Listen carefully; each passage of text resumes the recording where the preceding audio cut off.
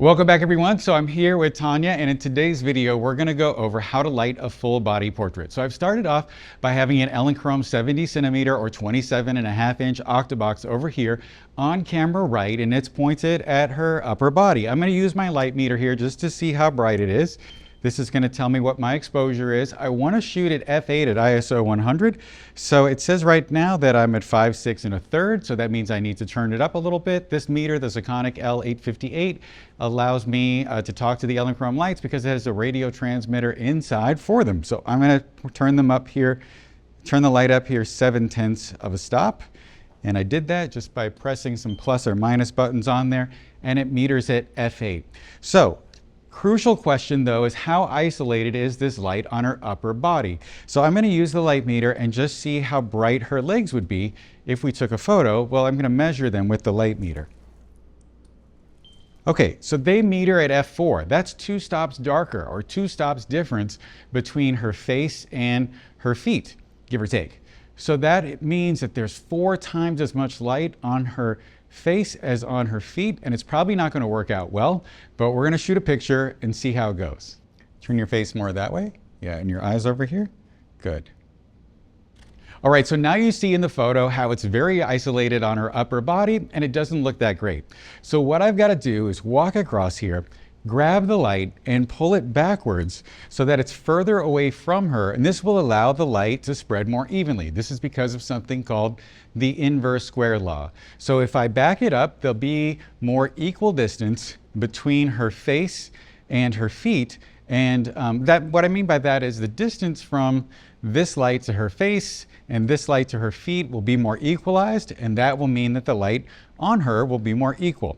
So I'm going to push it over here just a little bit. All right, so now that I have it further away, I'm going to just test the light here on her upper body. Remember, we're shooting at f8. So I'm going to turn that up 1.7 stops. That's what it tells me the difference is. So we lost quite a bit of light, but now the light should be more equal. So we're at f8 on her face. Looks like I didn't turn it up enough. I probably went too fast. If you go faster than the meter can talk to the light, it doesn't work so well. So we're at f8 on her face. Now if we go down here, we're at 5.6. So now there's only a 1-stop difference between her face and her feet, so things should be a lot more equal than before. Let's take a photo and see how it looks. Maybe put your hand on your hip, maybe. There you go. And let me see your fingers. So maybe go bring them in front. Yeah. Great. Then maybe turn your body more to this way. See it? Great. Bring your foot across again. The same, yeah. And then just turn your head a little bit that way. Great. And then eyes back in the camera. Perfect. Go ahead and turn your head a little more this way. Great. So while having the light over here did produce more even light head to toe, it wasn't the greatest. And that's why you probably would use a bigger modifier. And that's what we're going to use in just a second. You might have also noticed that the background became brighter too. That's also because of the inverse square law. That's because the distance from the light to her face and the light to the background was more equalized than when it was up close. And if you want to watch a video that's all about the inverse square law, go ahead and click on the link in the description or on screen, and you can check that out in more detail. I know that since you're watching this video, you're dedicated to learning and improving your craft, and I am too. That's why I've been diving into some marketing and business classes on Skillshare, today's sponsor. Running a photography business isn't just about mastering your creative work, it's about marketing, client management, and growth. I've been learning how to level up my business through Skillshare's classes covering these topics. Skillshare offers tons of classes taught by experts in areas like marketing, entrepreneurship, social media, and productivity. One thing I love is Skillshare's learning paths, which guide you through curated classes on specific skills. I'm using them to build my business and marketing knowledge so that I can grow my brand. If you're ready to boost your skills too, the first 500 people to use my link in the description will get 1 month free of Skillshare. It's a great opportunity to invest in your creative business and yourself.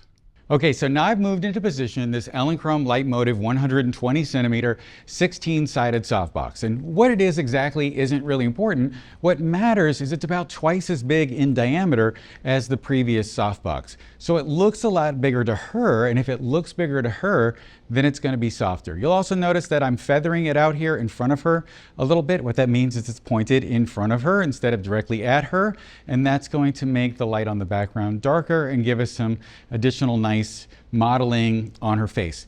If you want to check out a video that's all about that, I will link to one as well. Let's meter this one.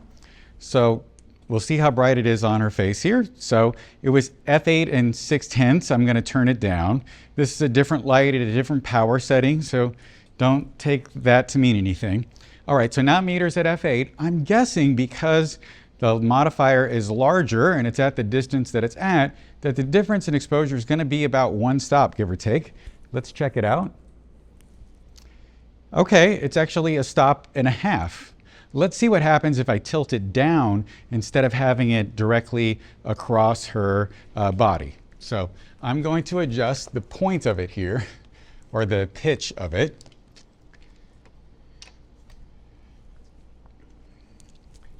And now it's going to be pointed downward just a little bit. So I'm going to measure her face again. Okay, meters at f8, as expected. I'll meter down here. And it meters at f4 and 6/10. So it made a little difference, but not a big difference. Let's go ahead and shoot a photo and see how it looks. Okay, so now you can see how much nicer this image looks. It's a lot more even head to toe, the light is softer, it's less harsh, and it's more flattering overall.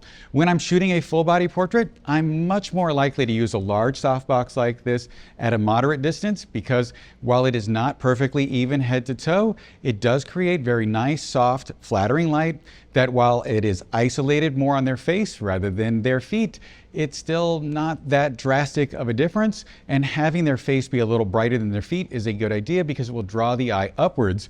But if you use a really small modifier really close and then try to shoot full body, that difference is going to be a lot more, and it's just going to be harsher looking overall. So next I'm going to show you what would happen if we used a strip softbox on this, and I'm going to show you the difference between using a 7-inch reflector, a medium-sized strip softbox, and then a large strip softbox. So a second ago I might have said 7-inch reflector. This one is actually 8.3 inches or 21 centimeters. I'm going to just meter the light from this on the back of her arm here. And my main goal here is to get this light to be about 2 stops darker than the light on her face. So her face metered at f8, so I want the back of her arm here to meter at, I gotta get in the right group, I want it to meter at f4. So her face is 8, this light should meter at 4, that's 2 stops darker. Okay, so it's f4 1/3, I just pressed it down a little bit. Now we're gonna get to the right exposure, so now it's 2 stops difference. The other thing is you normally wanna have this right next to the background because if it's much further forward, it will light the side of their nose and it won't look that great. So that's why it's positioned in this location. Okay, I'm gonna fire just that new light that I put in there by itself. I'm gonna turn both lights on. All right, so that light on her elbow is really isolated, just lighting up her elbow. None of it's getting down to her legs here. So let's see what happens if we use this Elinchrom 35 by 100 centimeter, it might be 30, but 30 by 100 centimeter strip softbox. That's roughly 1 by 3 feet. Hopefully this will change the distribution of the light so it's more even from head to toe. All right, I'm gonna meter this. It's pretty dim, so I've got to turn it up 2 stops.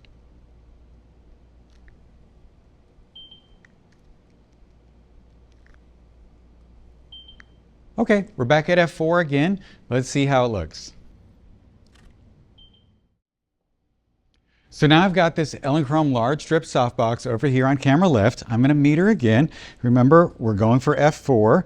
I've got it at 2.8 and 3/10 right now. I think I actually fired all the lights at once. I only want to fire this light alone. The good thing about this light meter is it allows me to use the radio system and only fire one group at a time. This is group 3, so I'm going to fire group 3. And we're measuring that. I just need to turn it up a little bit here to get us to F4, and we're there now. You can see how large this is compared to her, even compared to me. So it should be a lot more even head to toe.